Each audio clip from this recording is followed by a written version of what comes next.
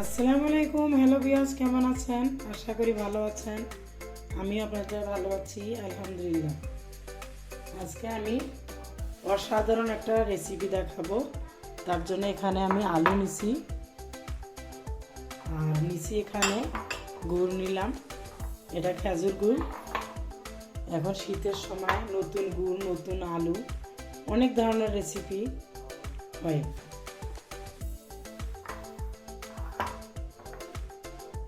আলুগুলোকে আমি এভাবে কেটে নিছি, মোটাও করে নিই এবং পাতলাও করে নিই, একদম মিডিয়াম করে কেটে নিছি।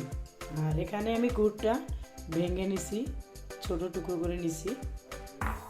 এখন নিতে হবে কিছু কাঠিগুলো এরকম সুন্দর করে ধুয়ে পরিষ্কার করে নিতে হবে। এখন আমি আলুগুলো গেঁথে নিব, একদম মাছ বরাবর কাঠিতে গেঁথে নিচ্ছি।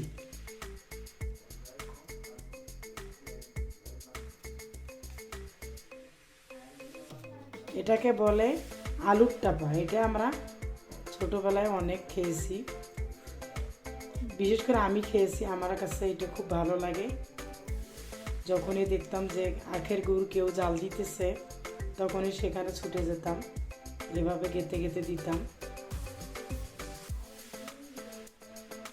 তখন এরকম কাঠি পাওয়া যেত না, বা খোঁজাখুঁজিও হয়নি। ওভাবে ঝাড়ুর কাঠিতেই বা বাঁশের কাঠিতেই এরকম করে গেঁথে নিয়েছিলাম। সুতো দিয়েও আমরা করে নিচ্ছি। এটা যে একটা মোটা সুই বা সুতোটা 4 পরত করে দিয়ে তারপরে সুন্দর করে গেঁথে নিয়েছিলাম। আর যখন গুড়টা বলক আসছিল, তখন কিন্তু ওটার মধ্যে এক সাইডে বেঁধে দিয়েছিলাম। ছোটোবেলার অনেক স্মৃতি মনে পড়ে, অনেক কিছু ছোটোবেলায় করছি আমরা।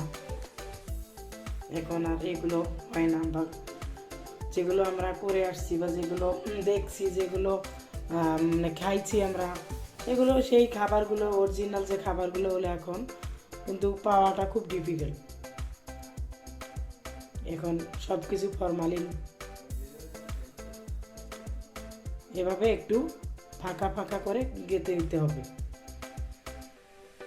যখন আমরা সুতো গেঁথে নিব, তখন কিন্তু অবশ্যই মাঝখানে একটা গ্যাপের জন্য অন্য কিছু একটা এখানে রাখতে হবে। আমি এটা কাঠি দিয়ে গেঁথে নিছি, তাই আমার মাঝখানে গ্যাপ রাখার জন্য, মাঝে গ্যাপের ভিতরে কিছু দেওয়ার জন্য কিছু লাগবে না।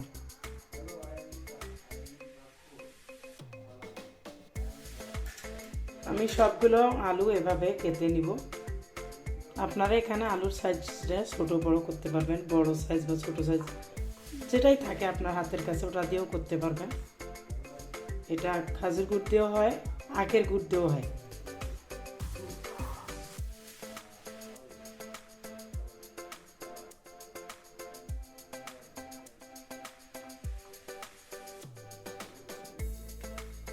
একটু এভাবে একটু গ্যাপ দিয়ে দিয়ে নিতে হবে, তা নাহলে গুড়টা যখন কাঠিটার সাথে লেগে যাবে, তখন কিন্তু আলুটা আটকে যাবে, তখন ছুটতে যাবে না। আর এই রেসিপিটাকে বলে আলুর টাপা। মাছ বরাবর প্রত্যেকটা আলুর পিছে এইভাবে মাছ বরাবর দিতে হবে।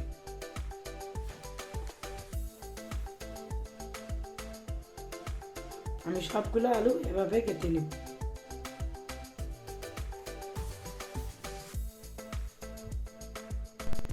সবগুলো আলু আমি এভাবে গেঁথে নিলাম।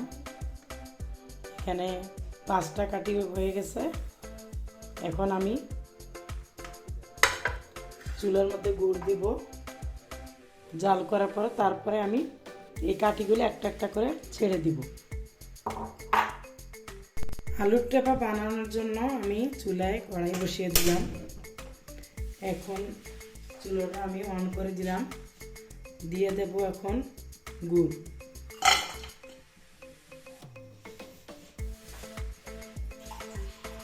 মিষ্টিটা আপনারা আপনাদের পছন্দ মতো করতে পারেন, যে যতটুকু মিষ্টি খায়।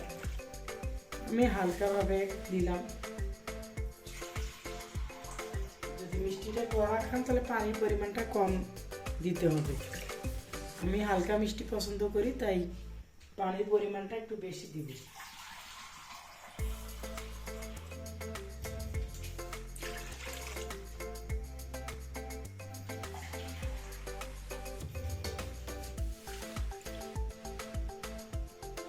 এখন এর মধ্যে আমি এক এক করে মশলাগুলো দিয়ে দিব।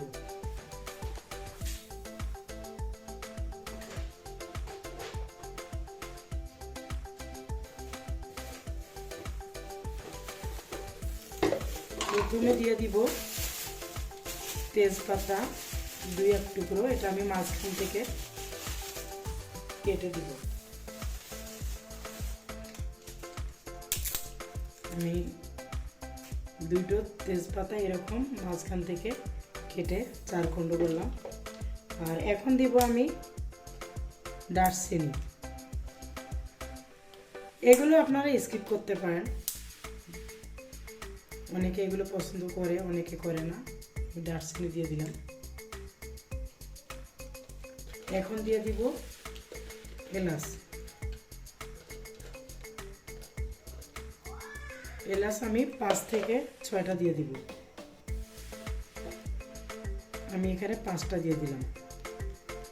অবশ্যই এলাচটা মাঝখান থেকে থেতো করে নিতে হবে।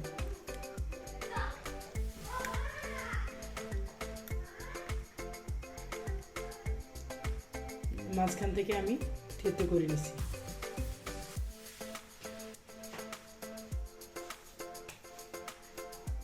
এখন এটা আমি জাল করে নিব। প্রথমে হাই হিটে জাল করে নিব, পরে মিডিয়ামে দিব। বলক উঠে গেছে, এখন আমি কাঠিতে একটা একটা করে দিয়ে দিব।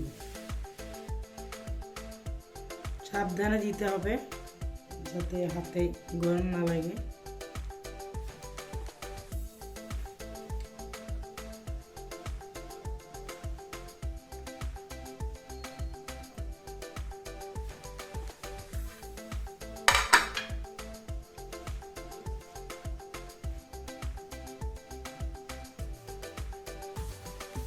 এভাবে আমি 10 থেকে 15 মিনিট জাল করে নিব।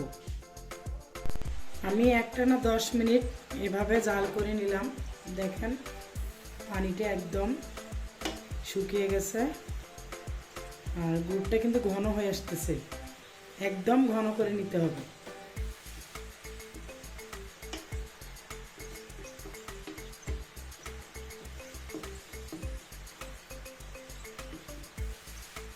এটা এখনো আর একটু জাল করে নিতে হবে 5-7 মিনিট। এটা যখন আটালো হয়ে যাবে তখন এটা আমি চুলাটা অফ করে দিব।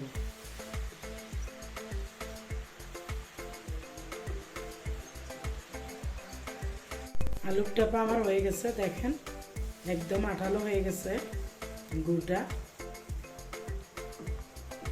এখন আমি চুলাটা অফ করে দিলাম, রেখে দেব এটা ঠান্ডা করার জন্য। ঠান্ডা হয়ে গেলে তারপর আমি পরিবেশন করব।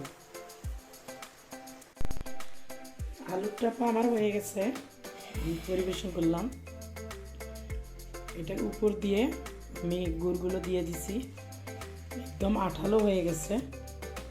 দেখুন একদম আঠালো হয়ে গেছে। আমি যেভাবে বানালাম আপনারা ওইভাবে বানাবেন, দেখবেন অনেক ভালো লাগবে। আর এটা বিকালের নাস্তা একদম পারফেক্ট। বানায় খাবেন, দেখবেন অনেক ভালো লাগবে। এটা অনেক টেস্টি। আর ভালো লাগলে আমার চ্যানেলটা সাবস্ক্রাইব করবেন, পেজটাকে ফলো দিবেন। ভালো থাকবেন, আল্লাহ হাফেজ।